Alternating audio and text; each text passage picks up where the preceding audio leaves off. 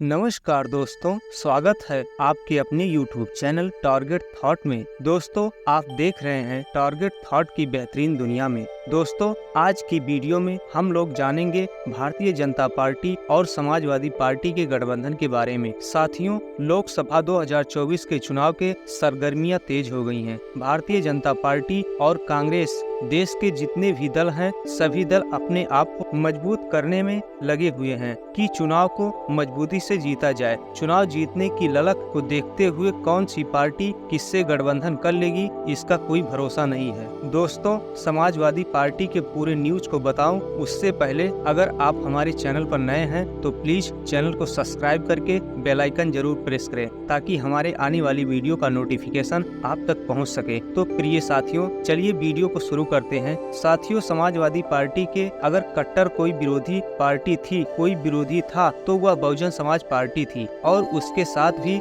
Samajwadi party ने गठबंधन कर लिया। लेकिन बहुजन समाज पार्टी के ऊपर यह इल्जाम नहीं लगा कि बहुजन समाज पार्टी समाजवादी पार्टी हो गई है। यह समाजवादी पार्टी के ऊपर भी यह इल्जाम नहीं लगा कि समाजवादी पार्टी बहुजनवादी हो गई है या बहुजन समाज पार्टी से मिली हुई है। दोनों का गठबंधन हुआ और दोनों का गठबंधन टूट भी गया। वहीं पे बहुजन समाज पार्टी का गठबंधन कांग्रेस पार्टी से हुआ था तो बहुजन समाज पार्टी के ऊपर ये इल्जाम लगा कि बहुजन समाज पार्टी कांग्रेसी हो गई है। 2019 के लोकसभा आम चुनाव में आरएलडी से बहुजन समाज पार्टी का गठबंधन हुआ था। बहुजन समाज पार्टी पे आरएलडी होने का इल्जाम नहीं लगा, लेकिन वहीं पे भारतीय जनता पार्टी से समर्थन लेकर के बहुजन समाज पार्टी ने अपनी सरकार बनाई थी तो बहुजन समाज पार्टी के ऊपर बीजेपी की बी टीम होने का इल्जाम लग गया। किसी ने भी आज तक बहुजन समाज पार्टी के किसी भी नेता को या माननीय बहन जी की भारतीय जनता पार्टी के किसी भी नेता से मिलते हुए नहीं देखा गया। न ही माननीय योगी आदित्यनाथ जी से माननीय बहन जी आज तक नहीं मिली हैं। लेकिन वहीं पर योगी आदित्यनाथ जी से अखिलेश यादव भी मुलाकात करते हैं।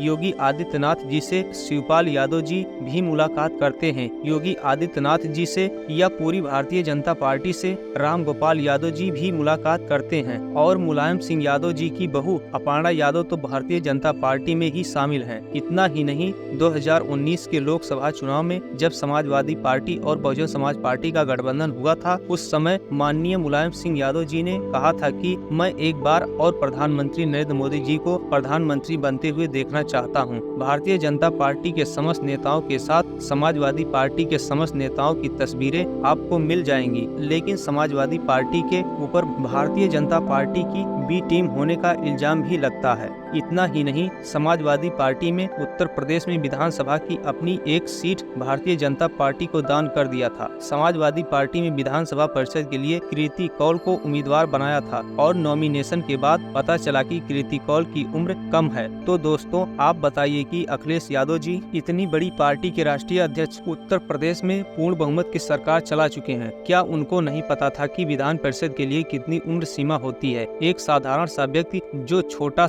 चुनाव लड़ता है उसको भी पता होता है मेरी कितनी उम्र होगी तो मैं नॉमिनेशन कर पाऊंगा। और यहाँ पर इतने बड़े पद के लिए विधान परिषद की सीट के लिए क्या अखिलेश यादव जी को यह नहीं पता था कि कीर्ति कौल की उम्र कितनी होनी चाहिए या विधान परिषद के लिए उम्र कितनी होनी चाहिए? लेकिन अखिलेश यादव को पता नहीं कौन सा लाभ मिला कि उन्होंने भारतीय जनता पार्टी के लिए एक विधानसभा परिषद की सीट को दान कर दिया था। एक तरह से देखा जाए तो पूरे समाजवादी पार्टी भारतीय जनता पार्टी से मिली हुई है। सैकड़ों तस्वीरें समाजवादी पार्टी और भारतीय जनता पार्टी दोनों पार्टियों की नेताओं की आपस में मिलने की तस्वीरें आप लोगों को मिल जाएगी, लेकिन वहीं पे बहुजन समाज पार्टी की नेता के साथ एक भी तस्वीर भारतीय जनता पार्टी किसी भी नेता के साथ नहीं मिलती है। इसके बावजूद भी बहुजन समाज पार्टी के ऊपर और ओवैसी जी के ऊपर यह इल्जाम लगता जाता है कि ये लोग भारतीय जनता पार्टी की बी टीम है। साथियों, इल्जाम लगने का सबसे बड़ा कारण यह है कि देश में सिर्फ दो ही पार्टियां हैं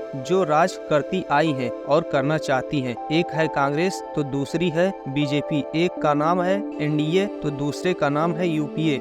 इन दोनों पार्टियों को अच्छी तरह से पता है कि 10 साल हम राज करेंगे और 10 साल तुम राज कर लेना इस देश में, और तीसरा मोर्चा नहीं बनना चाहिए। इस देश में कोई तीसरी पार्टी न आ जाए जो इस देश का शासक बन जाए। और इन दोनों पार्टियों की बहुजन समाज पार्टी से हमेशा खतरा मंडराता है, क्योंकि बहुजन समाज पार्टी के पास ताकत और मजबूत वोटें हैं, जो 30% लेकर के इस देश की सर्वोच्च पार्टियों में से एक पार्टी है। और इस देश की छोटी छोटी पार्टियां सहित इस देश के मुस्लिम समाज के लोग अगर बहुजन समाज पार्टी के साथ आ जाएं तो इस देश पे बहुजनों का शासन हो जाएगा। इस देश में प्रधानमंत्री तीसरे मोर्चा का तैयार हो जाएगा। इसी षड्यंत्र के तहत भाजपा और कांग्रेस दोनों ने मिलकर के ओवैसी जी को और बहुजन समाज पार्टी के ऊपर इस तरीके का गलत और भ्रामक न्यूज फैलाते रहते हैं। जहां तक देखा जाए तो अखिलेश यादव भी बहुजन समाज के ही नेता हैं, लेकिन उनके अंदर बहुजनों का कोई भी गुण नहीं है। वह मुस्लिम समाज का 18 से 20% वोट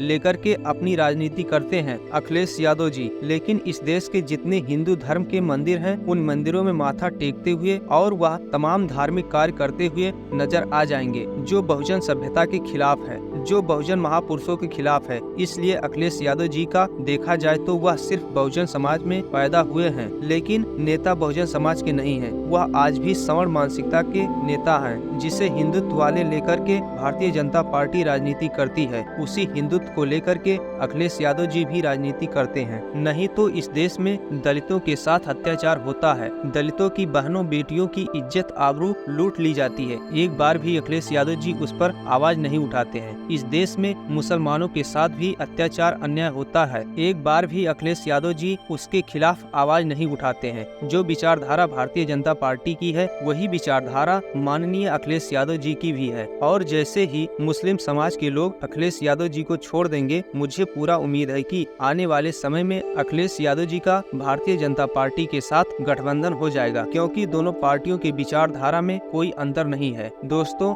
आज की इस वीडियो को देखकर आपको कैसा लगा कमेंट करके जरूर बताएं। धन्यवाद।